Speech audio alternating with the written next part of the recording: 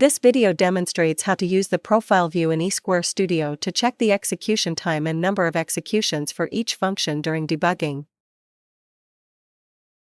The profile view can be opened from the Renesas Views, Debug, Profile menu.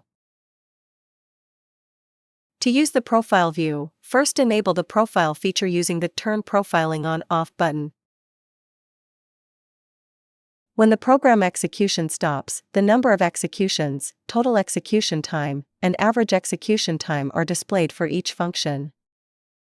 This profile information is calculated from trace data. The execution time column shows the number of execution cycles.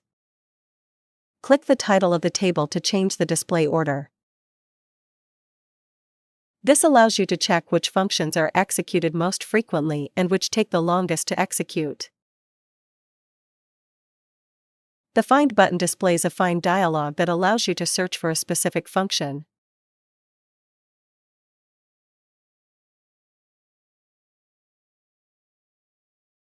The Filter button displays a Filter dialog that allows you to filter the functions.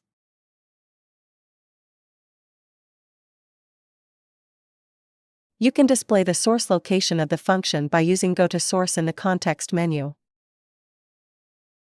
The Save button allows you to save the displayed execution information to a file.